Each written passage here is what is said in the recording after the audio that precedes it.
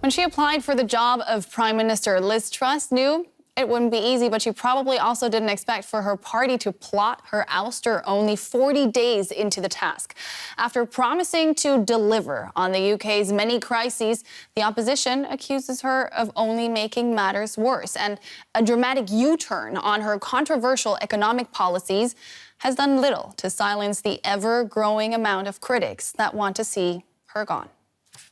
The Prime Minister and I agreed yesterday to reverse almost all the tax measures announced in the growth plan 3 weeks ago that have not been legislated for in Parliament. What is she left with? No authority, no credibility, no plan for growth, and it is clear to see the people who caused the chaos cannot be the people to fix the chaos. They are out of ideas, out of touch and out of time. Mr. Speaker, what we have seen in the last month is one of the largest humiliations that this country has ever experienced. And it's directly as a result of the current Prime Minister's agenda. This humiliated Prime Minister simply cannot last. The Prime Minister should have spoke to the House today. But we know that she cannot do that with a shred of credibility, given that the survival of this government now depends on smashing to smithereens everything that she stands for.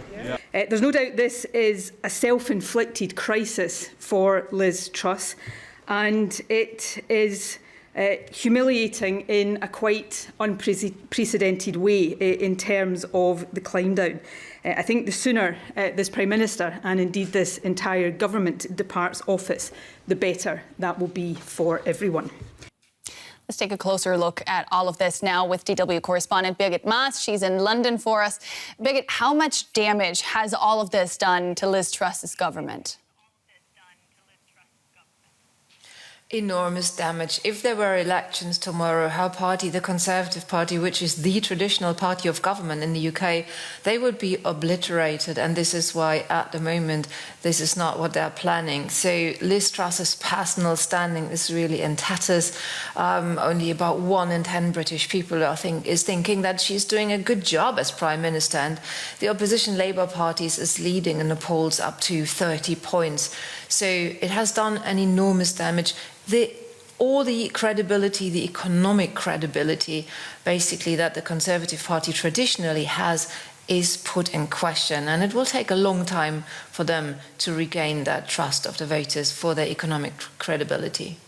But it's unclear whether or not Liz Truss will have time to even fight for that trust to return, right? Because there are people speculating she might not even be able to make it to the end of the week. How likely do you think it is that she'll become the most short-lived Prime Minister in British history? Well, it's very much in the balance for Liz Truss.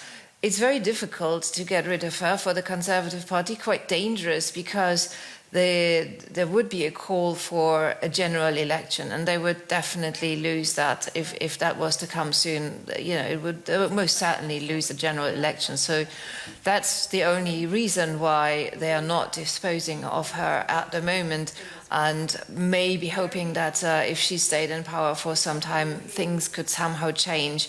But I think there's also a feeling amongst MPs that it's with or without her, it's very, very difficult. And there are some who are plotting to get rid of her, plotting to replace her with some sort of unity candidate, and then say, well, if we can somehow manage to not have a general election, maybe that new Prime Minister, if we found one, could turn things around. But it's going to be, it's very difficult whether they get rid of her, somehow find a way to get rid of her or not. And who could replace her? What alternatives do the Tories have at this point? There is no obvious candidate that springs to mind. Some candidates, some MPs are hoping that there could be some sort of unity candidate.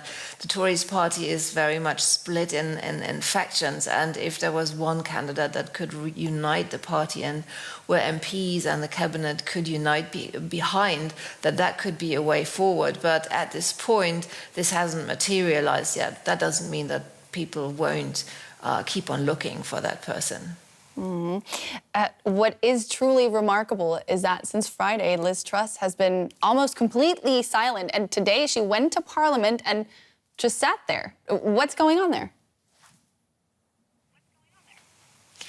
Yeah, this is definitely peculiar. I mean, her cabinet minister who was standing in for her today, answering questions by the opposition Labour parties, had to say, well, no, she's not hiding under a desk, because obviously MPs were remarking, where is she? Why is she not speaking to us, to the MPs? Why is she not accountable? Why is she not speaking to the public? But so far she has chosen not to. She had given, when she had sacked her chancellor at the end of last week, she had given a very short press conference, but it was very, very short, and her appearance was described as wooden. She didn't come across as somebody who has a plan, or who's confident, the person that she has presented herself when she ran for the leadership of the party. So clearly at the moment she really doesn't look like somebody who is in control, and that might be the reason why she's not appearing at this stage.